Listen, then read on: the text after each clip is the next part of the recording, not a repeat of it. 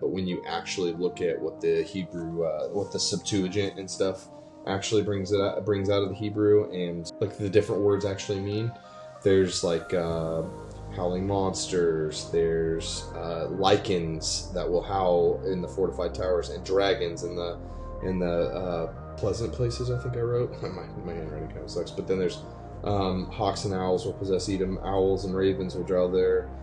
It will be a home of dragons, an abode of monsters. Phantoms will meet centaurs, which is weird. Satyrs will greet each other. There the Lilith, which is a vampiric entity, shall relax and find herself in a resting place. So there's just all this different stuff that is in the Hebrew. It's just not translated to English well. And here at Fringe Faith, we do not subscribe to the idea that the King James can correct the Hebrew and Greek.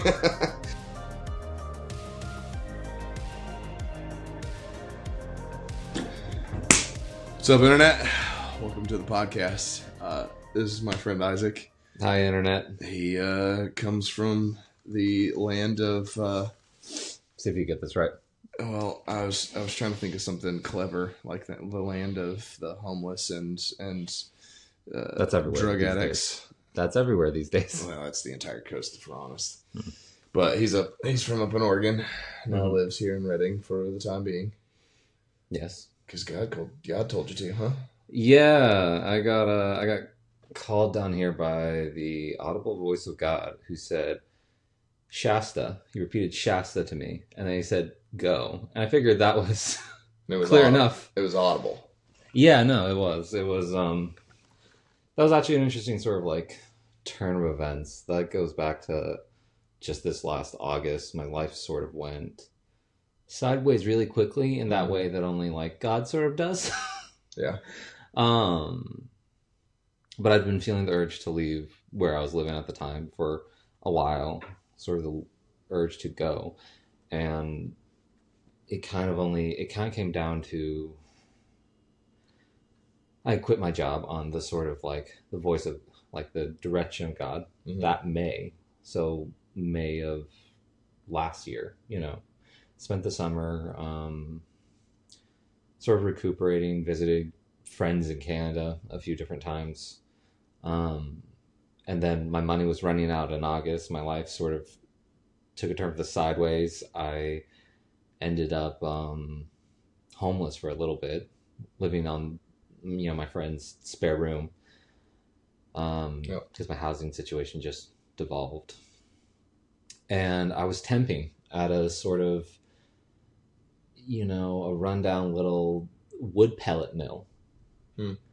And it was overnight. It was work that I didn't particularly like, but in all that, sort of, in the stress and the anxiety and the angst and the whole process of that, I was pouring my heart out to God all night, those nights. And I heard the audible voice of God saying, Shasta, repeating that throughout the night and saying, go. And well, everything else had gone sideways. I didn't have any plan for the future, and I was homeless at that time. So I figured, why not be homeless and have no plan for the future, going where God calls me? And then that ended up leading me here and to... send or send, bro.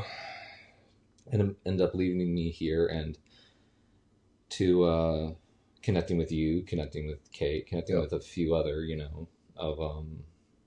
mutual friends and acquaintances I had through one of our mutual friends. Yes. So Joe, who we've already had on the podcast, she did like we said before, the Enneagram 8 podcast, and you and I had actually had at least a couple conversations before from that, and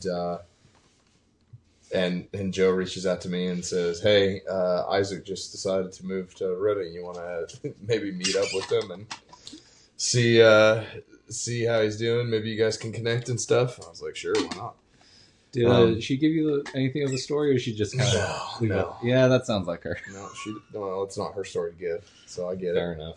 But Yeah, and I remember thinking, like, I mean, I've done similar crazy jumps out of the metaphorical boat to try to walk on metaphorical water before too. So I was like, all right, well, if he's doing that, the least I can do is see how I can help, and we end up becoming buds, which has been pretty sweet. It's been awesome. But the audible voice of God is Yes. fun because most of us don't get that kind of thing, which goes back to like your childhood. You've had an interesting, I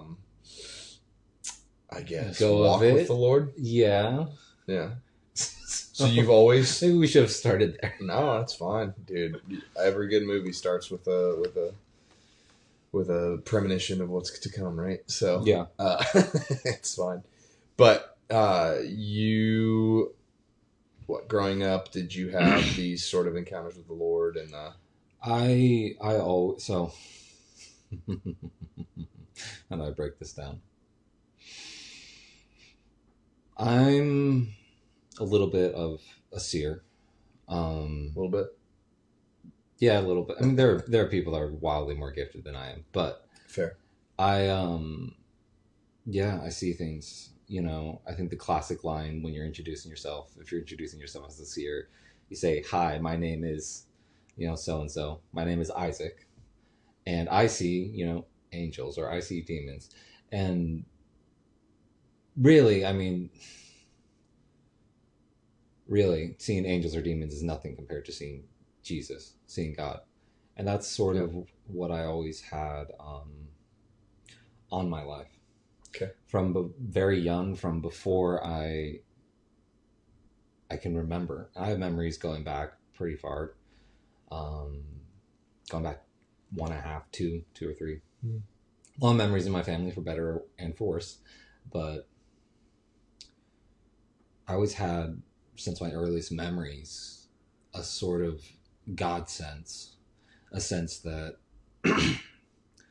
God was there and God was real and God was with me. And those earliest memories are all, in a way, bathed in the light of the Spirit. Because I always had that sense of, where is it? Like in the Gospels, when it talks about how the heavens opened up, the Holy Spirit descended like a dove and rested on Jesus after he was baptized. Yeah. Always had a sense of like Holy Spirit or angel presence, around me, sort of like that. Okay. It's only in hindsight that I was able to pick that out. Okay. It's only in the last couple of years that I've been able to realize, like, oh, this is what's going on.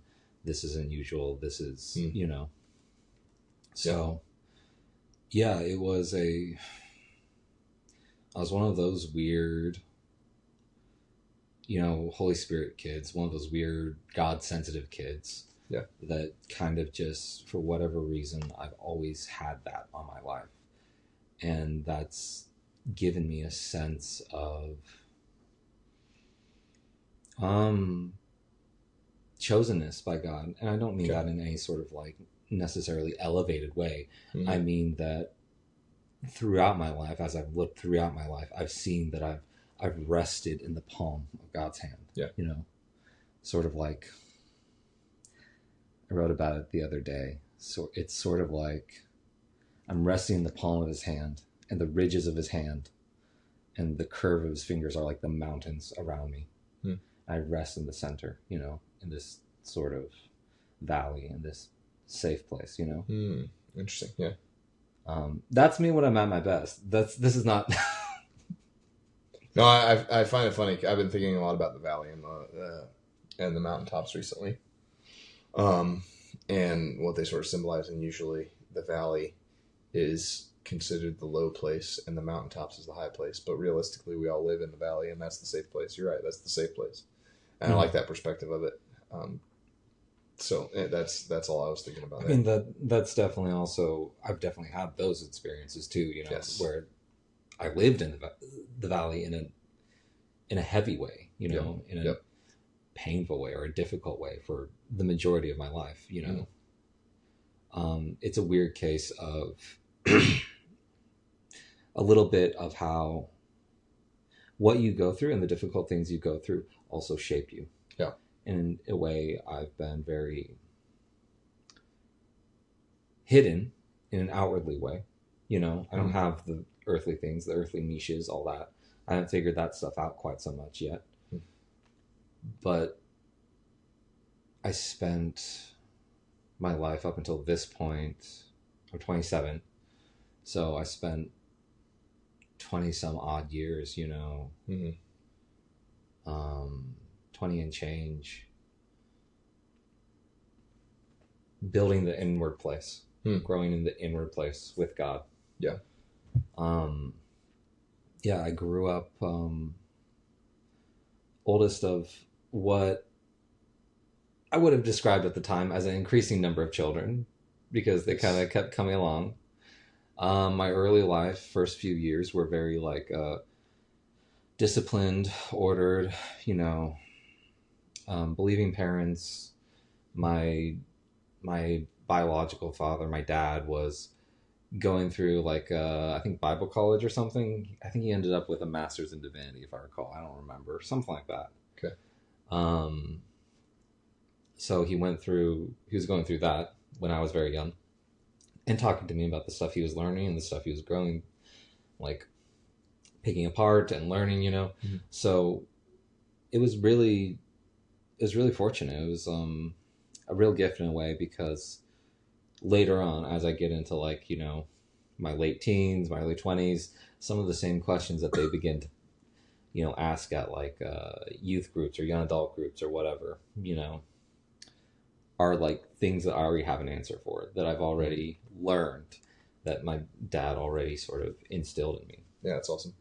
But yeah, early life was very orderly like that, and then things grew turbulent, you know, more wild, more turbulent, more chaotic with time. I don't super want to go into it, but yeah, no, you don't have to. My mom and my dad like split, and eventually, due to circumstances, I fell out of contact with my biological father, you know?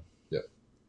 And didn't hear from him for something like, I don't know, from the time I was like maybe 8, I'm not entirely sure, because, you know, age is hard to track then, 8, 9, 10, to just this last fall, when he reached out. And so there's been a process of like restoration, you know, in that, and getting to rebuild that relationship and reconnect, that's cool. Which has been real good. That's been a real sort of area of victory, redemption, restoration, you know. Yeah. So you grew up with a sense of the Lord. Yes. You grew up also with the somewhat theological training that you got from just being around it, being around the church as much as you were. And then your parents split. How does faith and stuff go from there? Yeah, how does that go from there? My parents split. I lived with my mom, and the majority of my siblings, you know. We went through some real tricky, real difficult years. There's a man involved who made it more or less his life's goal to torment my family, you know. You don't have to go too into it if you don't want to. Yeah, we don't need to, but he put a lot of stress on my family. There was a whole custody thing over my youngest sister, and he really manipulation, legal stuff, bullying, all sorts of other stuff. Yep. He's on trial now for some very criminal stuff, but that started, I think, that particular issue with that particular man going for our family. Started, I want to say, around the time I was like 12, 13 there-ish. So half my life, and been kind of ongoing, with ups and downs, and hills and valleys, and its own long journey and long story, you know, since then until now even. And all that kind of came to at a time, like it began at a time when I was, like I said, 12 or 13, which is, gotta say, not a great time, not a great set of years in anyone's life, I think. Mm-hmm. You know, that the middle school sort of ages are kind of truly the worst. Oh yeah, I was bullied like crazy when I was in middle school. But yeah, there was I was always one of those kids that was sort of more of a loner kid, very smart, very sensitive.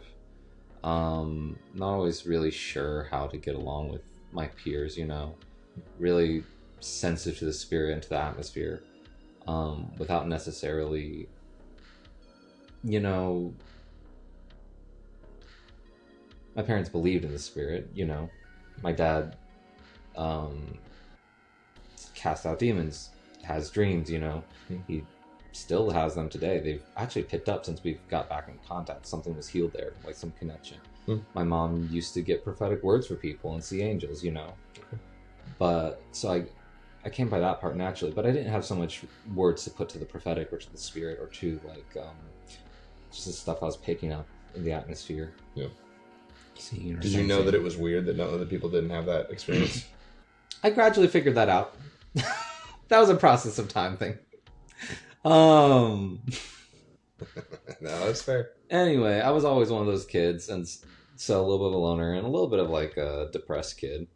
After a while, and you know, through no fault of her own, you know, life just got, you know, scarce and chaotic and difficult, you know, raising a bunch of kids for my mom, you know, and I was the oldest. I am the oldest.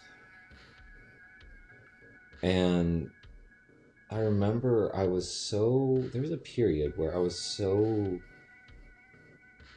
depressed and so sort of just hopeless, you know, like I don't know what's going forward. I don't have any hope for what's coming, you know. Yeah. I don't see what's coming. That I had it out with God. Because I didn't even at that age didn't know tons about the Trinity, but tons about God. But I knew God was there. I knew God was listening. I knew the Father was listening. I knew all that. I had that sense. I had it out with God one night, I think when I was 12, and said, you know what, I renounce you. I'm done. You know, if you're not gonna, like, I'm suffering here. Where are you? You know, yeah. That's pretty intense for a 12-year-old. Yeah, that's my whole life though. Sure. So, and I remember like a few months later, because that to me was sort of like the delineating point. Like, well, not necessarily the breaking point, but that was sort of, I think, the point where, like, when you're a kid, you more or less believe what your parents believe. Yeah. You know, what you're taught, whatever. And then at some point you have to start to create your own figure out what you believe, what you're for. And in a way, I think it came early, but I think that was the sort of breaking point of my young childhood, what I believed as a child, you know, what my parents believed. That sort of, it felt like an ending at that point. Okay. You know, but a few months later, a few months pass, you know, stuff's going on, stuff's happening. We're in some measure, I think we moved around then, to Sweet Home, where I spent far too many years, but, my mom asked me to pray. She didn't really tell me what, or give me the whole details of what was going on. I can pick apart, like, well, okay, she was pregnant with my youngest sister at that point in time. That's what was going on. And there's other stuff with the man I mentioned, the scumbag. There's other stuff going on there that I only realize now, but yeah, that my youngest sister was, my mom was pregnant with my youngest sister. I only realized that after the fact, but she asked me to pray. She asked me to pray for the family. She asked me to pray for the situation. And later on, she, like, over the years has continued to ask me to pray. Yeah. Even until now, you know, about the family, about different things, about the situation of that, you know. Yep. Because that's one thing that, even as her and the rest of my family sort of drifted away from the church, drifted away from faith, drifted away from God. It's one of the things that my mother kept believing in, and that's one of the things, prayer, and that's one of the things that I've done for them since then. And maybe it was a little too young, and maybe it was a little too early, but needs must. And I wasn't gonna tell my mom no. Like, she's in need, and I'm like 12 or 13. I'm like I'm not gonna tell her that I had this whole falling out with the Lord, falling out with God. Not gonna tell her that I renounced God to his face. Like, how does that? Yeah. How do you explain that? Yeah. So, especially like that young, but yeah. So I was like, I said, okay, I'll pray, because she had some sort of awareness that I had something going on with God, I think. Yeah. They say moms always know. Yeah. Some things. Yeah. But yeah, I told her I would pray, and for me, like, it's just, if I say I'm going to do something, I'm going to do it, Yeah. So I started praying, and that really, I still remember those first few, like, prayers. I don't remember what I said or what exactly it was about. Something probably like, right, little prayers like a 12-year-old would pray, Yeah. a 13-year-old, whatever I was. But I do remember the sense of joy, of relief, of release, of happiness, from God. Like, you're back, and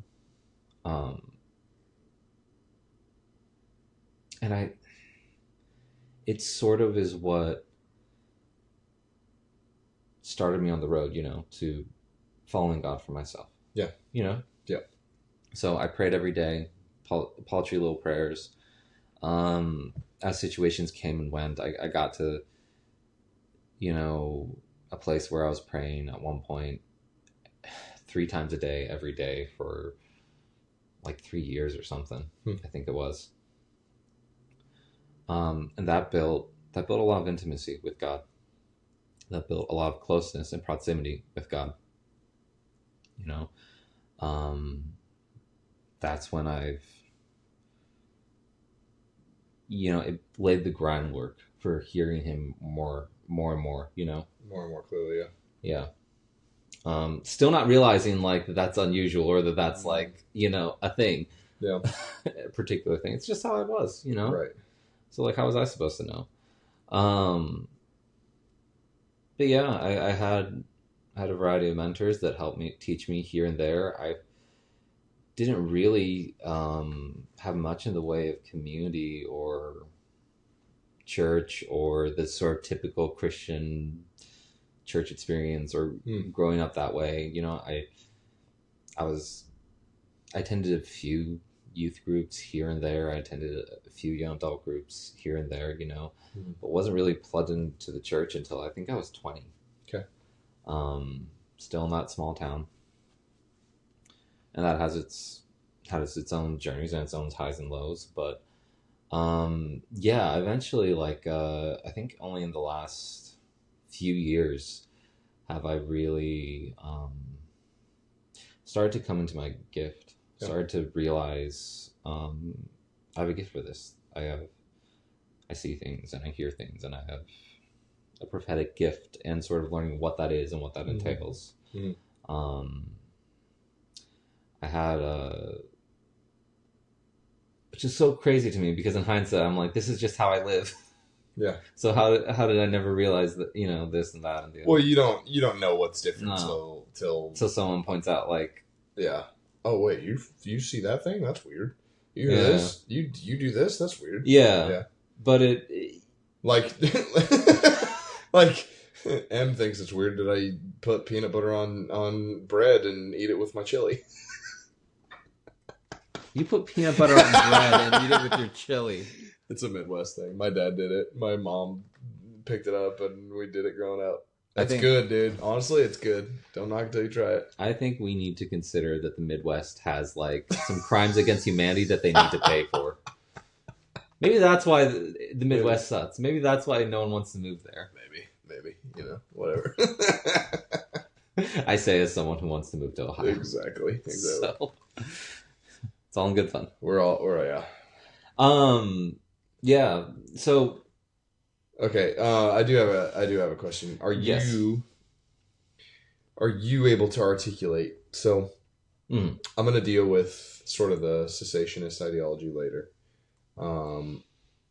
So when it comes to the prophetic, most people in any denomination that doesn't outright deny it, most people accept what the prophetic can be, but not a lot of people that are outside of the actual charismatic movement would recognize that, like, oh, people can see angels and things like that.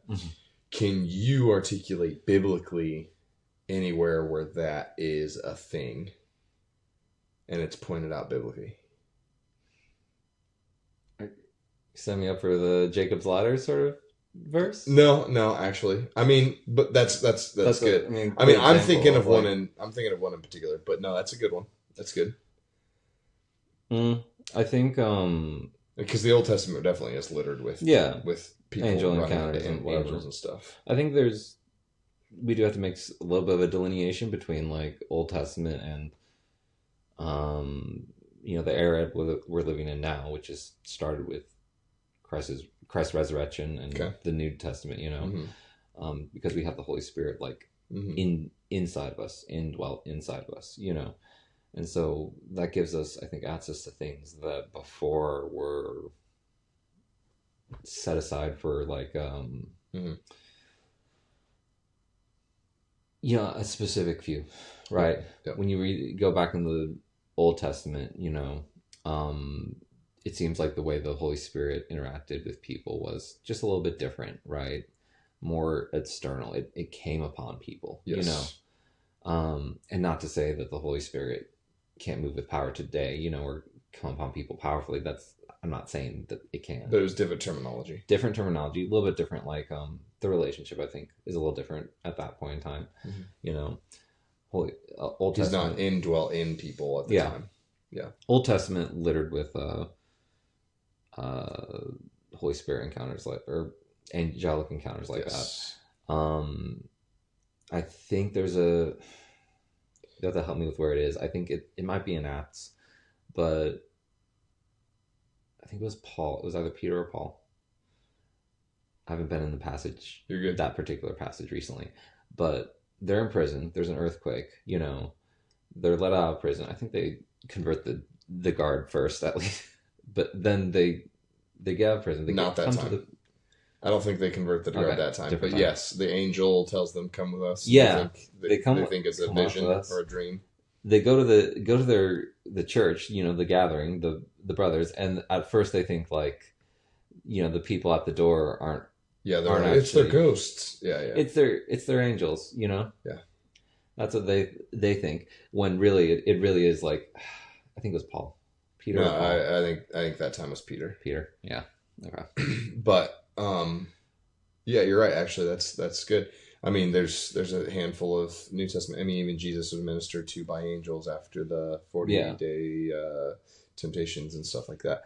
And people would be like, "Well, that's Christ and whatnot." But there's also, like you said, there's Abraham and Lot encountering the angelic. I think what people tend to do in their brain is this externalization of like, well, those angels put on like a flesh or something and became tangible and us and interactable. And I could kind of see that, but even the one that I went to in my brain was Elisha when they're surrounded by enemies and his servant goes, "Oh no, what are we going to do?" And he goes, "Open his eyes." And all of a sudden he can see the army of the angelic, which means that Elisha could already see them. Yeah. Which means that he already had a gifting for that.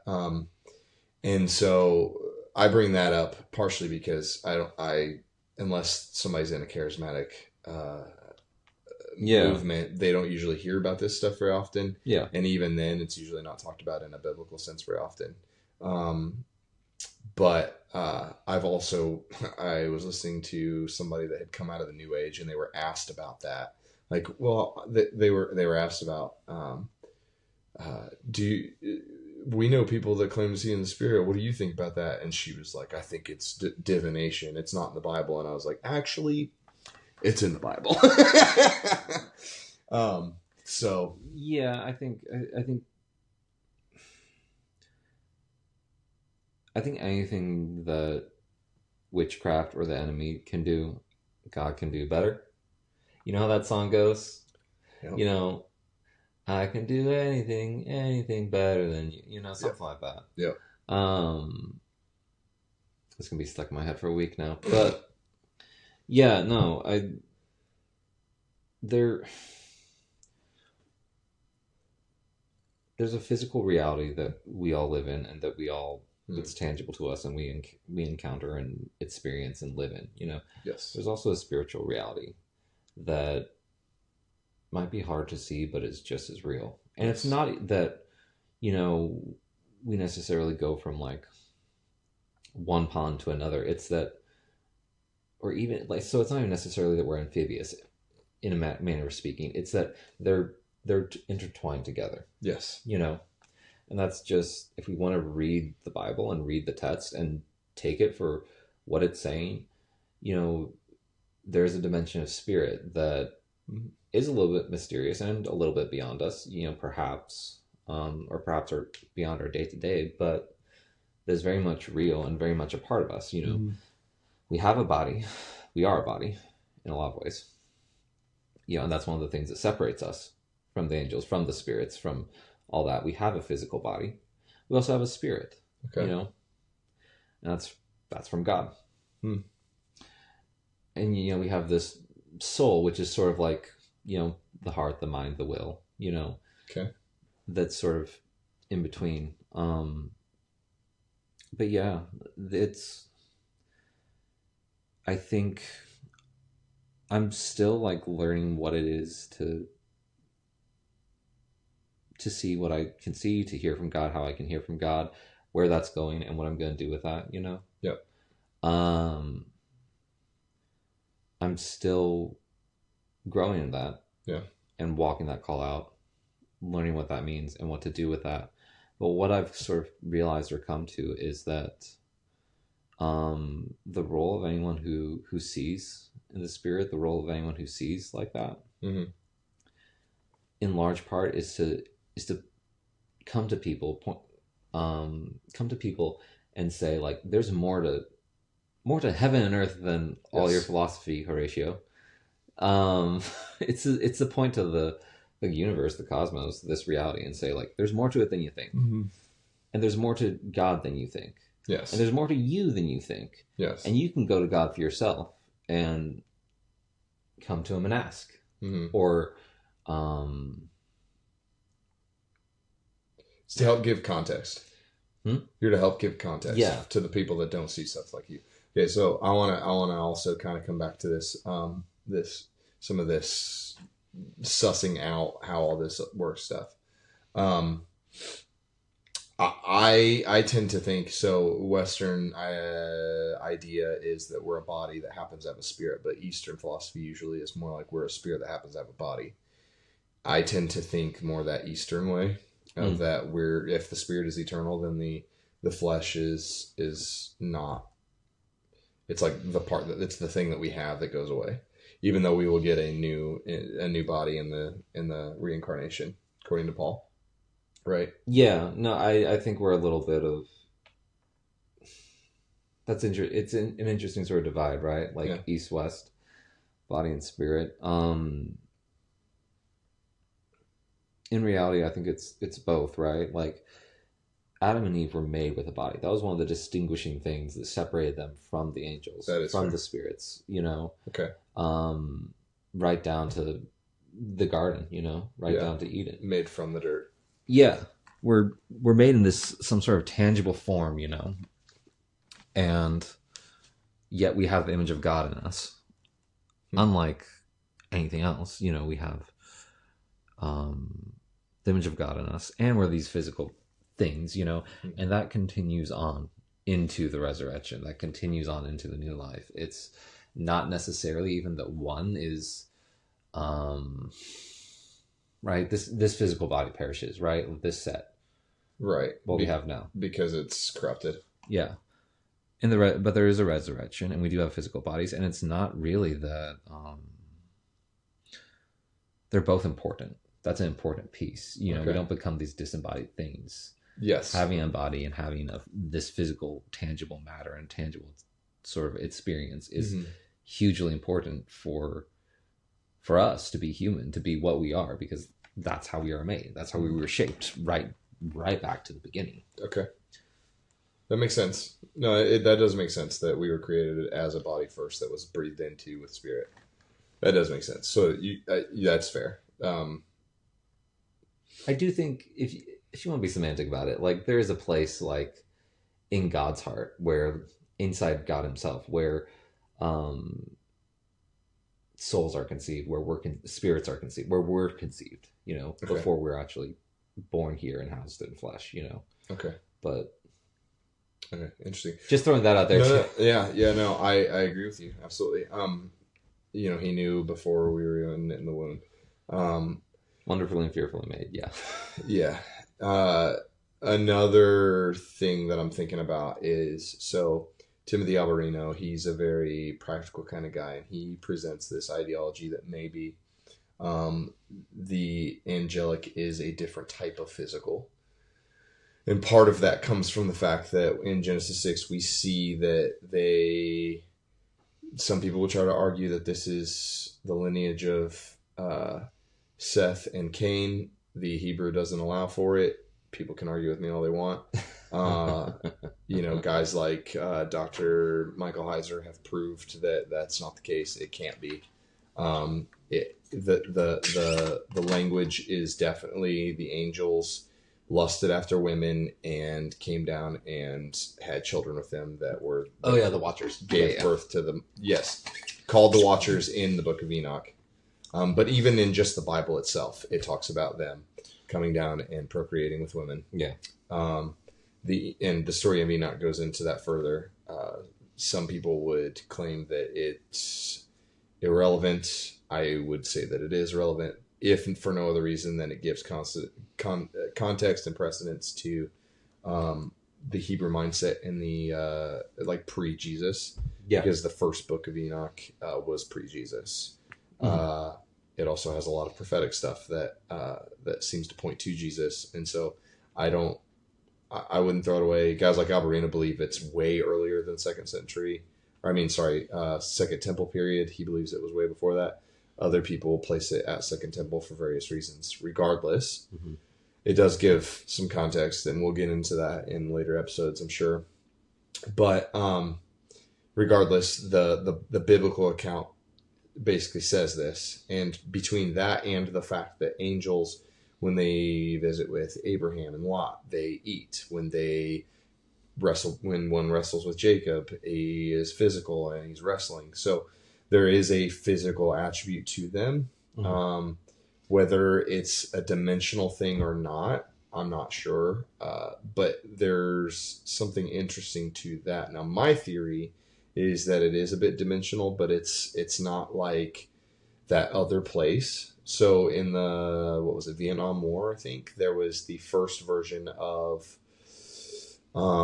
night vision, and it didn't use the green stuff that we use now. It was a different spectrum of light that it used, and there were tons and tons of military guys claiming that they saw dragons and demons. Like, there's one testimony of a guy, he's in a gunner's seat on a helicopter or something, and he just starts firing at nothing. Everybody's like, what are you firing at? And he's like, the damn demon flying at us. And then tons of testimonies of guys in the bushes talking.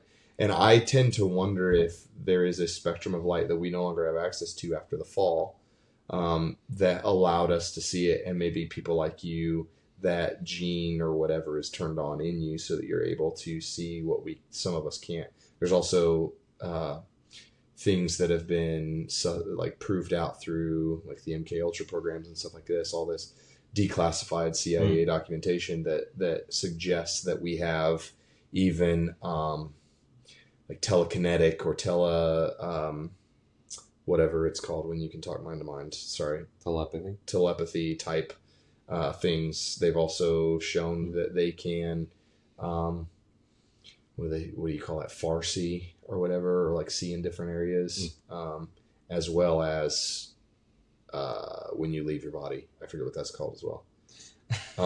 But there's all these different things that even the CIA admits is real. And so I tend to think that like maybe the Lord has flipped on certain things for different people to be able to access different things for a reason. But that's sort of, I guess, how my brain articulates some of this physicality versus non-physicality. And it makes me wonder if the dimensionality aspect of it is why some people have encounters with these other things, and most people don't. I think I don't know. I couldn't point you to the mechanisms necessarily of like how it works in that regard. I'm a little leery of anything that sounds a little bit too much like a materialistic explanation for things, because I do think like there's an element of spirit. There's an element of like mystery. Yes. I think perhaps that has somewhat gone out of the church a little bit, in my experience. And I think that there should be room and place for God to be mysterious, for God to be big. Yeah. This weird sort of like coming together of both intimately knowable and totally beyond us. Yes. That was in one of my recent sort of discussions with him lately. That was one of the things to come out of it. I was actually getting a little bit of a dressing down from God. Okay. You're doing things on your own strength again, Isaac. You need to stop that sort of thing. I wrote it down. We can go into it if you want. But only if you feel like it's pertinent. He said something to the effect of like, I love you as much as I am beyond you. You know? And so there is this sort of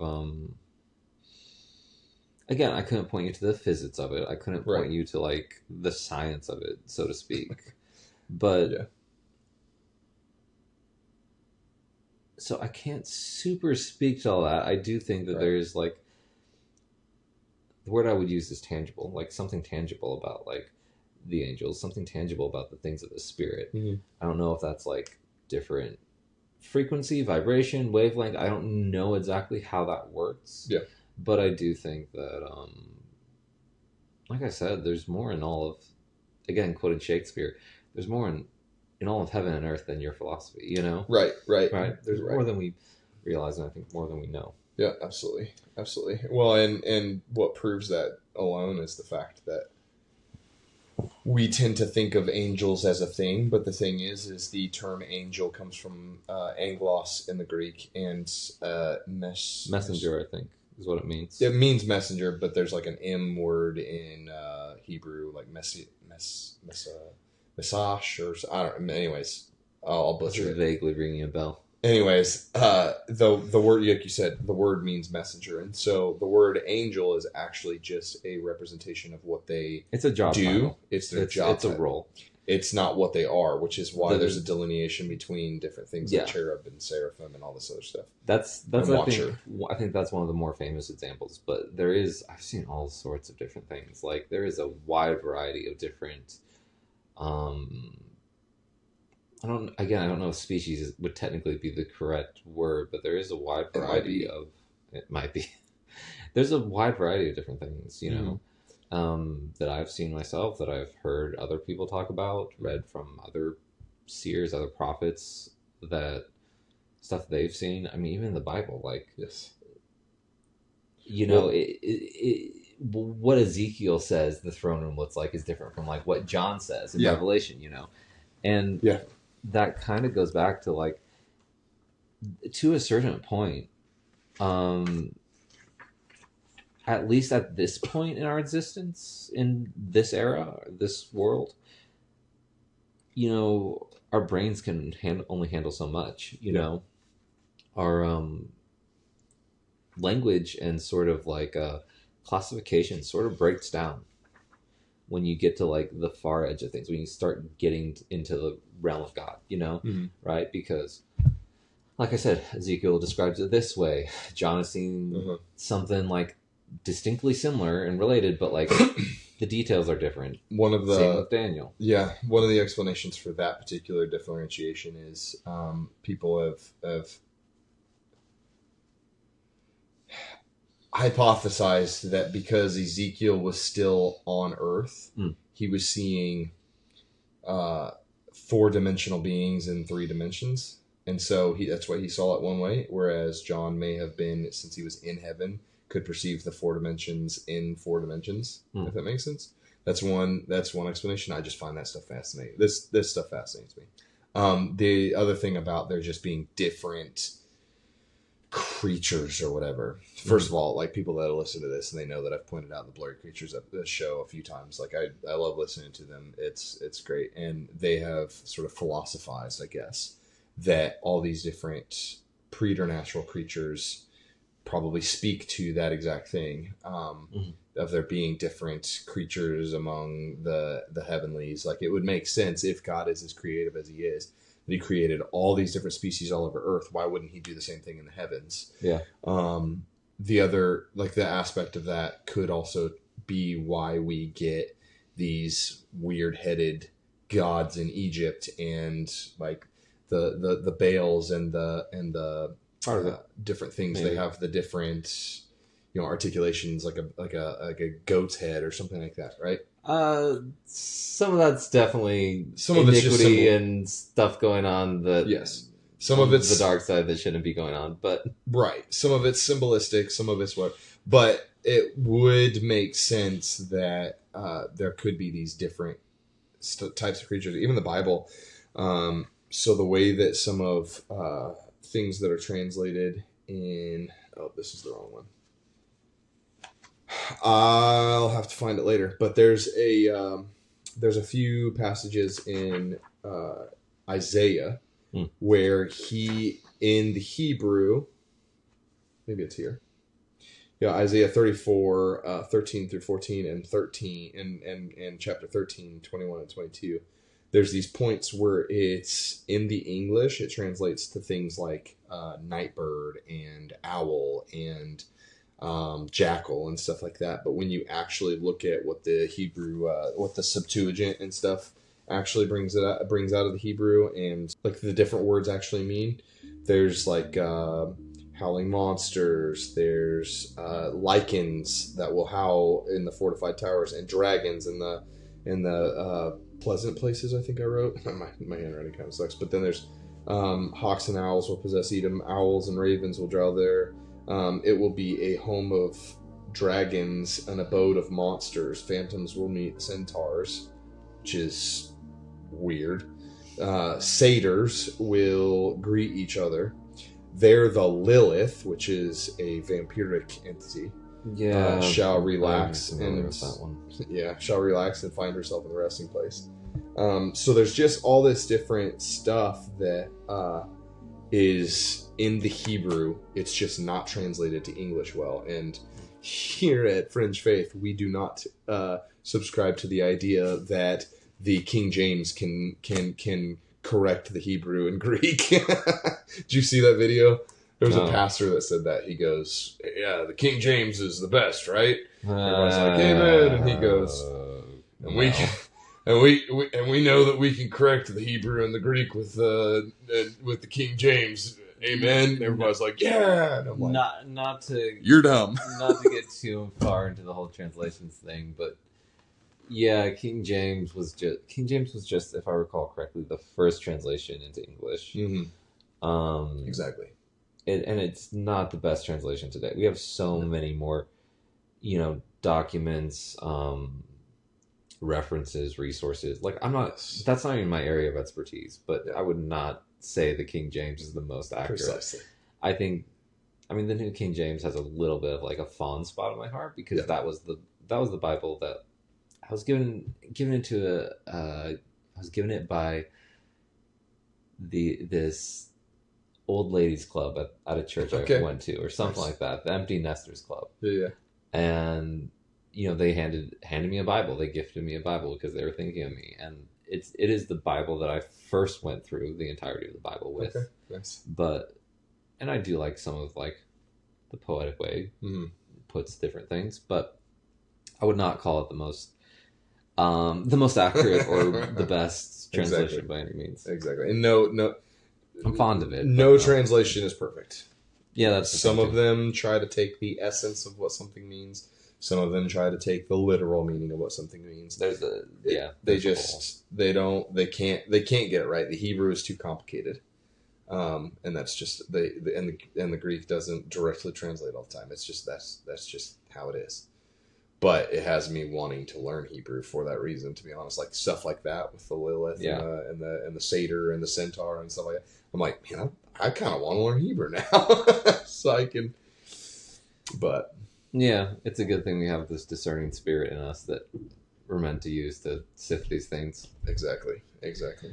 But anyway, all stuff that I find fascinating and I love thinking about. Mm-hmm. Okay, so you've had these experiences most of your life. You recently sort of last 2 or 3 years. Yeah, understanding or comprehending. I don't like the term understanding, and I'll get into that in a legal episode, I'm sure. But you're beginning to comprehend what that means and what that looks like. Do you want to share a little bit about what that means? Because you said that the role of a seer is, like, in a few words, sort of to provide context to other people. It's to show other people, like, you can come to this relationship yourself, right? You can come to this one-on-one with God yourself. And it'll look different, and maybe you won't see all the crazy and wacky things necessarily, but it's to say there's more than your bots. Yes. There's more than your bots, and expand your God brain. wants you to come face to face, and that you can step into that. I think that's the role of any responsible prophet, anyone who has a sort of gifting in that way, is to point other people to God and then get out of the way. Yes. Agreed. Is what I would say. And then you want to talk about the process that's been, or? Sure. Yeah. I mean, or if you want, we could get into like, if you want to share anything about like what kind of things you encounter and see, or you don't have to. I'm not. This isn't a dog and pony show. No, but we'll get a little bit into that. Yeah, I think all my life I've just chosen to see the things that other people wouldn't, and gradually I realized that I see things other people don't. And that's led me through a wild and lonely road. I feel that in a different way. Not in the spirit, but in like the things that I see. Yeah. I don't know. My walk with the Lord was catalyzed by, I went through a lot of darkness, lived in a spiritually dark place, heavy and just stuck. There's a curse on the land I come from. Yeah. And I didn't put it there. Of course not. It's been there obviously. It's been there for way longer than I know. But lived in a spiritually dark place. That's kind of where I grew up. Confronted by this guy who's after my family, Yep. Who is himself attached to a lot of spiritual darkness. The stuff attached to him, whether he realizes it or not, is pretty gnarly. That's an understatement. And then I sort of was the only one in my sort of like family of origin that I was interceding, I was praying, I was standing in the gap between my family and the enemy, you know, and the darkness. I made myself into someone that was very stable, you know, and that wasn't, I would say that probably wasn't inherently necessarily how I was. You know, I was a fiery little kid. Yeah. So I made myself into someone very stable, someone reliable, someone with integrity. I gave a lot of my hope and my positivity and my joy away, you know, helped my siblings talk through things, was a source of support for them, for my mom, and sort of a lightning rod for the stuff in the spirit. So while I would say the beginning started with light, you know, started with good, started with God. Yep. I've had God from the beginning and known it in a unique way from the beginning, in a more and more nuanced way over the years, but from the beginning I knew it. I knew there was something going on, you know. Yep. Well, I think like my story started in light. I went through quite a bit of darkness. I lived in, you know, we talked a little bit about valleys. I've lived in the heavy side, the dark side of the valley, you know, for years and years and years. In some way or some sense, I'm a spiritual low point. You know, everything trickles into the valley eventually, right? That's maybe a little bit of the picture of the Valley of Hinnom, Gehenna, you know, the trash heap where everything's thrown. I've lived through that, right? That's one of the ways that the Hebrew people described hell. The Valley of Hinnom, the trash heap, Gehenna, where everything's thrown out, you know, without care, without remorse. I'm well familiar with the dark and the stuff that comes at you, you know, and that comes out of family. And I would say that, like, that was through my teenage years into my early 20s, you know, that was majority of what I dealt with, the majority of what I saw. You know, there were several different times I had to pray over, like, sisters' runes, you know, because they were sensing like some sort, even they were sensing some sort of presence, some sort of dark presence or heavy presence, and they don't see. Yeah, and when I went in there was a heat, there was a sense of sulfur, there was that palpable, tangible presence of evil, you know, in the air. I think I grew up, my walk with God, like I said, started like my own walk with God, I would say, began 12, 13, whatever, you know. That's when I decided, that's when it sort of started setting me on this trajectory. I was birthed into this life. I was birthed into my walk through warfare, through spiritual warfare, through intercession, through prayer. I come by that honestly too, because my grandmother, intercessor, you know, for our whole family, prayer warrior for our whole family, you know, has for years, you know, for all of her kids and grandkids, you know. So I inherited that in my own sort of way. I inherited the seeing angels, which I saw more of later, and the prophetic words, you know, from my mom. I inherited the dealing with demons and casting out demons from my dad, and the dreams from my dad.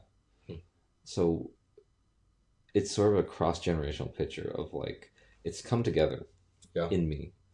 And sort of, I was trained up in it, you know, got a lot of teaching young, and then it was catalyzed through a lot of darkness and a lot of trial and a lot of difficult times that nonetheless, I think God has redeemed. God has used as like ash, you know, fertile soil to turn this valley into something else, you know. And then it's, you know, gradually, like, I'm skipping over a lot and sort of not going into a lot of details, but gradually, like, I've seen a lot of demonic. Now these days I see more of the angelic. And more, I'm just, I think I might have said it earlier. Seeing the angelic or seeing the demonic is nothing compared to seeing God. Right. And that's what I'm honing in on these days. And that's where God wants me these days. Yes. And that's what he's been telling me. Like, draw near to him. Be close with him. Stay close to... you know. Yeah, don't go fight the battle on your own. Yeah, I have a bad habit of that. You've told me before that you recently, more so recently, have learned to start stepping into joy. Yeah. Do you think that that's maybe a part of why you're seeing less demonic and more angelic in the Lord? Probably. I mean, I was just wondering if you thought there was a correlation there. yeah, I mean, I don't know. I think, like, the stuff I saw and the stuff I dealt with, because I dealt with just, we'll have to do something in depth another time. But, I think there is a connection. I don't think that's, like, the only factor there, but I do think that, you know, for a long time, I pushed down my joy. I pushed down my positivity. I pushed down a lot of, like, a lot of my light, or gave it away. Mm. Because I didn't necessarily trust it, and I didn't necessarily trust God. Yeah. I did. I mean, I did more than my family, and I knew more than I had an assurance, that maybe some of my brothers and sisters didn't. Okay. Yeah. And that helped me get free. Mm-hmm. I got free. I got free of my past. I got free of, free of the stuff I've been through. Would you say that was pre-leaving or since leaving? I think a little bit both. I mean, everything's a process, right? Yeah. We're never arrived. We're never completely finished. But no. I would say that, like, I was given a lot of gifts. I was given a lot of gifts and a lot of talent and a lot of intelligence. And one of those things was, even from my earliest days, I was really, really self-aware, able to pinpoint, like, my motives and my thought life and what's going on inside, Yep. That helped me begin working through things, or pointing to things, or pointing things out, or which wasn't always received well. But then, like, when you're like a 13 or 14-year-old pointing out the uncomfortable thing that people don't want to, like, necessarily look at, or don't have the bandwidth right now because they're trying to survive, right? Like, that doesn't necessarily go well. Yeah. But I've had a lot of self-awareness. I've been, I think the majority of, like, my life and my walk is, over the years, has been working through this with God. Yeah. Yeah. Where is this emotion coming from? What root is this coming from? Good. Where am I hung up? Where do I have, like, to use the language that I learned later? Where's the stronghold? Where's the where's the enemy attacking? But it's also emotional. It is mental, emotional, IQ. And yeah, it's learning emotional tools to where's the root of this feeling and stuff. That's I think, good. And it helped me take ownership of my feelings, right? Ownership of myself, right? My own soul. That's one of the things that, I don't know, I want people to know, is, like, own your own mind and own your own heart. Yes. Own what you're going through and where you're thinking, where you're coming from, and what's going on inside. Take responsibility for yourself. Yes, and take it to God. Yes, yeah, because you can't do it. You can't hide it from God. First off, well, and you can't do it on your own. But you have to accept that it's a thing, and you can't deal with it until you accept it and take responsibility for it. But then you can't fully overcome it on your own. You do have to take it to the Lord. Yeah, absolutely. I agree. And I think that's one of the factors of why, like, I'm free. Mm-hmm. It's God. Absolutely. I do wonder the difference between where you came from and here.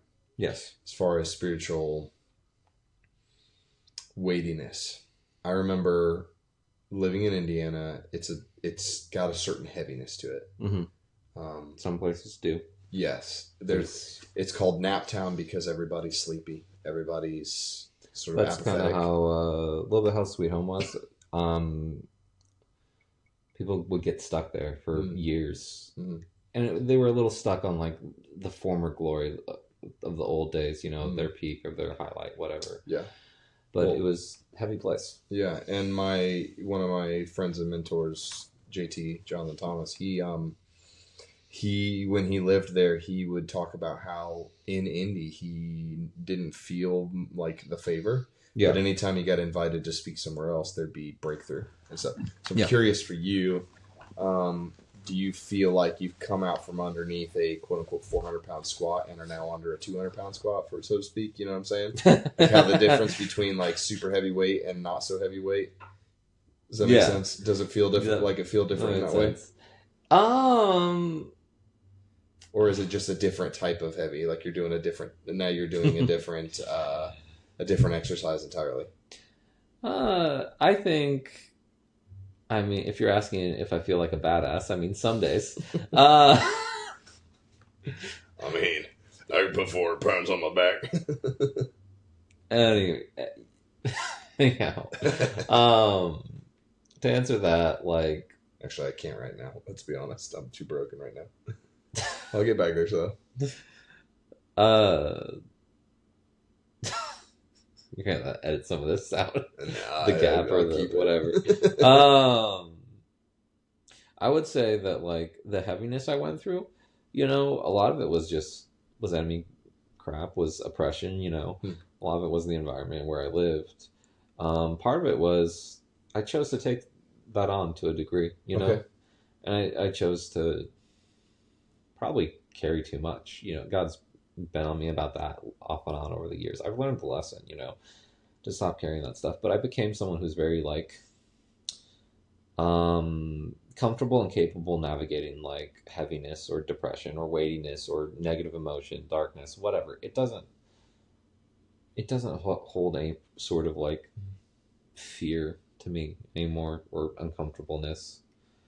And I chose to give away a lot of my hope and a lot of my light and a lot of my joy.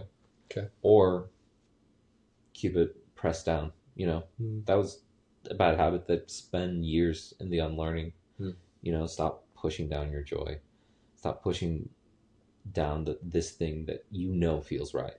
Yeah. And it's from me talking to God, from God. Because you're doing it because you don't trust it, Yeah. Right? Basically rejecting a gift of the Spirit or a root of the Spirit, yeah.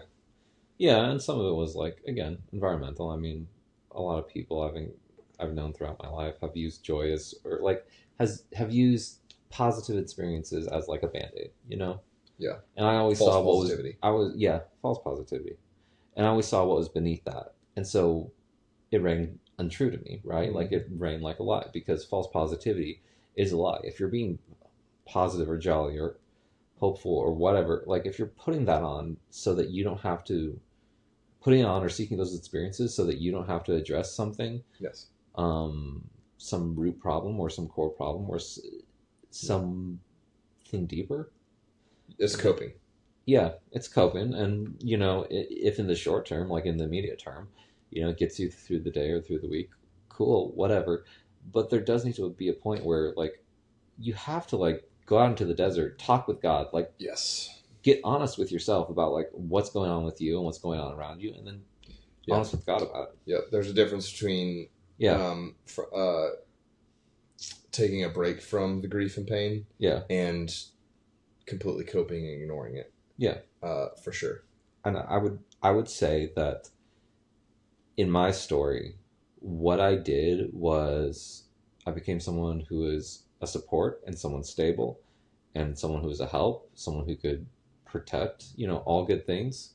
But I felt like whenever I did feel joy or feel hope or positivity or those things, it needed to fit a certain sort of box or a certain mold. Okay. Because I had more bandwidth. I could handle more things. I'm wired a certain way, a different way than,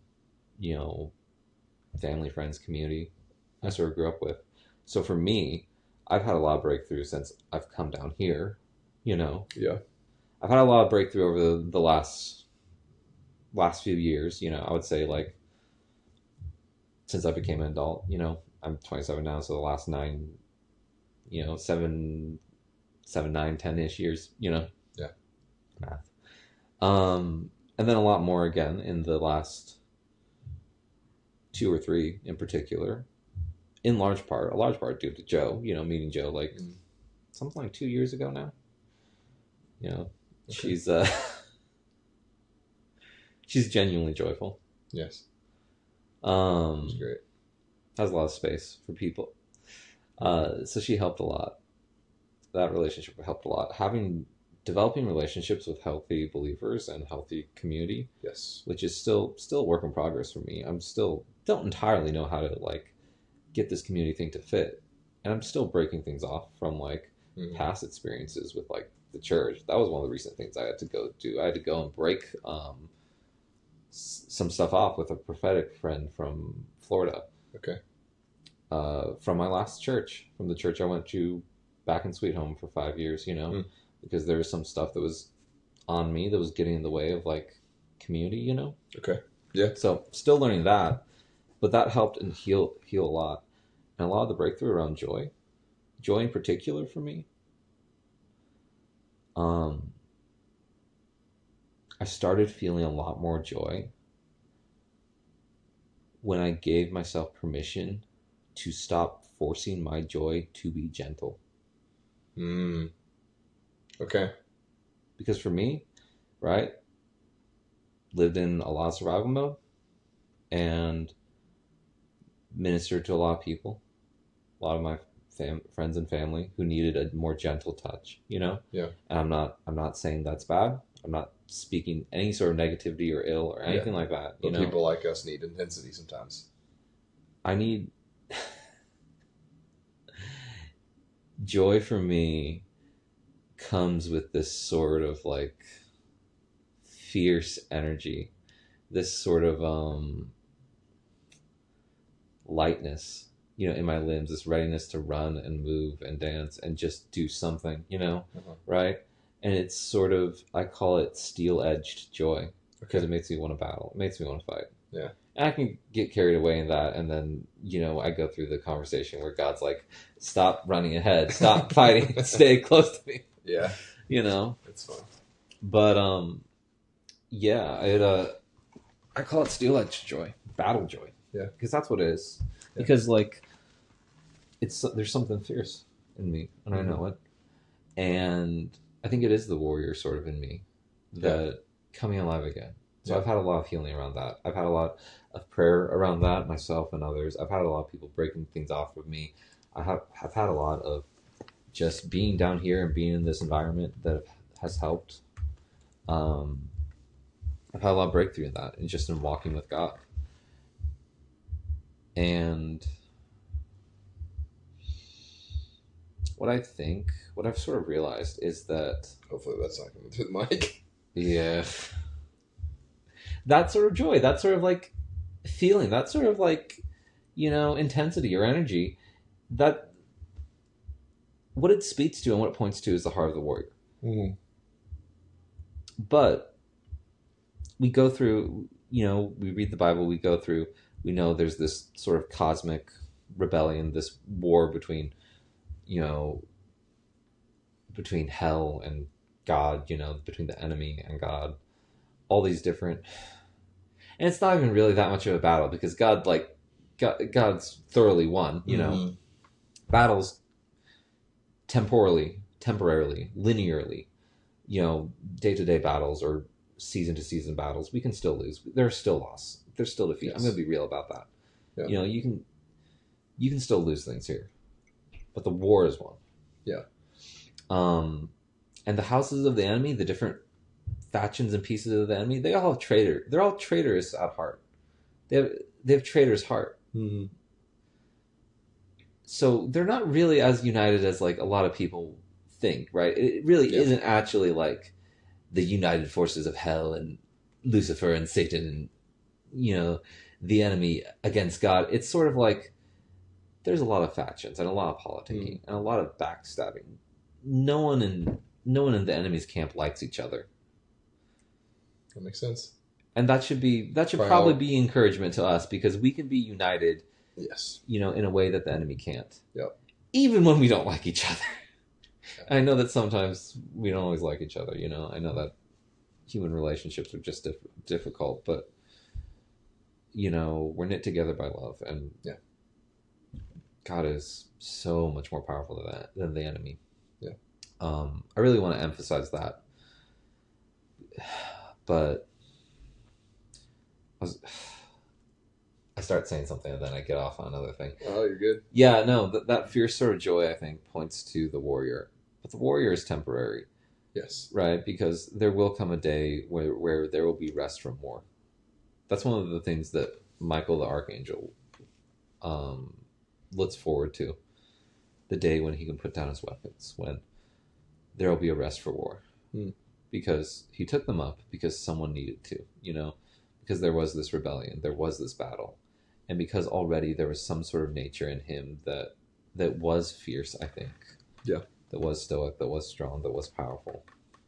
So really what the warrior is, I realize this because this is a parallel to my own life, or rather my own life parallels the sort of cosmic story. Yeah. Before there was ever darkness or evil or rebellion or conflict or war, there was good.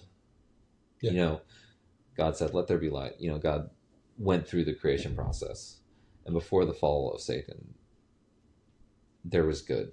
And after the fall of Satan, there was still good. And I'm not 100% sure on the timeline, but I'm pretty sure he fell before the creation. Lucifer fell. Satan fell before the creation of Adam and of Eve. So creation I would agree. is capped off and ended. Adam and Eve are created, he said, is very good. Yeah. Yeah. So we have good, and then we have dark in this battle, and there's rebellion in the middle, and then we have very good. And then the fall happens, and we get kick-started into this like whole wild story of human history. But yes, it started good, and it ends good, right? Because we know the resurrection is coming, we know the return is coming, we know Jesus Christ is returning, we know the war is won. So one day there'll be, I think, a rest from war, a rest from conflict. Maybe there will still be like some rough housing or sparring or like sort of rough and tumble play. But what I really think the warrior is actually, and what I've realized and learned in sort of like learning to stop pushing down and stop fighting the joy, letting it rise up and bubble up and grow in me, is that it's just a sort of like fierce embracing of life. Yeah. Right? It's a different sort of worship, a different sort of devotion, a different sort of like experiencing life and taking things on, Yeah. But at its core, like everything worships God, everything returns to God. Mm-hmm. There's a psalm that's been stuck in my head the last few days, last week or so, worthy of it all. And lyrics go, from you come all things, something like that. And from you come all things, and to you all things. From you all things, to you all things. Yep. That's how it was at the beginning. That's how it'll be at the end. And I think we'll certainly have lives and stuff to do and quite a bit more going on than like sitting in clouds, playing harps, whatever. Dude, yeah. But the warrior is just a fierce embracing of life. And I think that's what the enemy has tried to get me to live in and embrace over the years.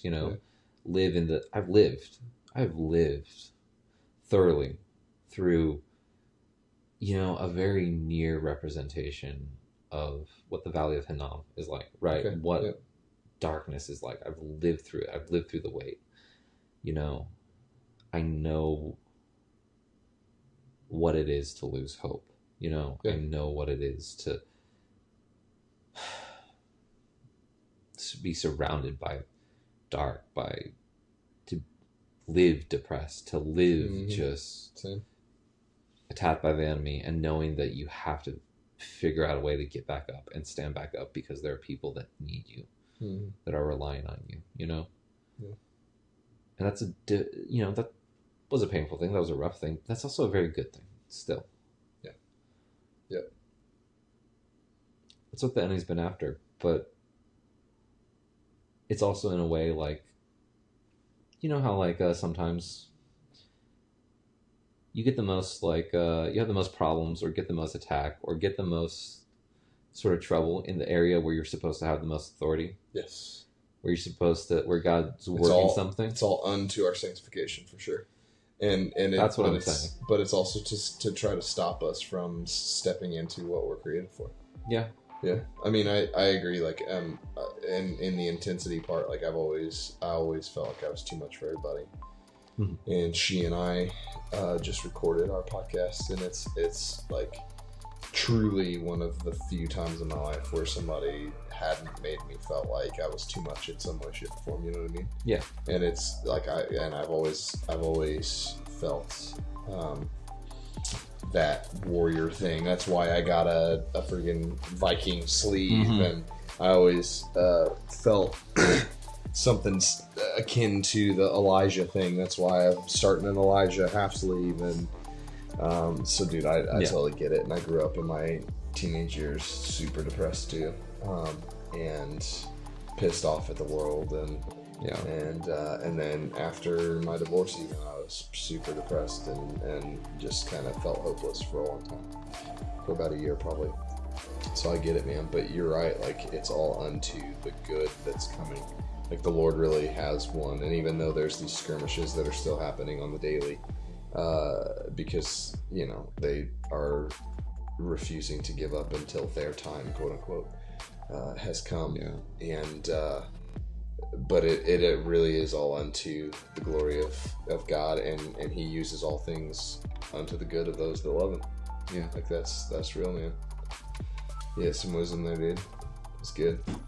It's probably a good place to stop. We're at almost an hour and a half, and it's getting late. I know you got to work super early, and we'll talk again soon. Probably the next time you and I talk on the podcast, we'll go through Michael Heiser's Deuteronomy 32 worldview stuff, and the Elohim and what that means, and maybe even touch on some of that Book of Enoch stuff. Sounds good. Yeah, dude. I love you. Right, man. You're awesome. I appreciate you. Yep. Alright, well, Internet. That's another episode. I ruined this because I just did finger counts. Rather re-record that entire thing. Follow and do all the things, I guess. Deuces. Like, subscribe. All that stuff.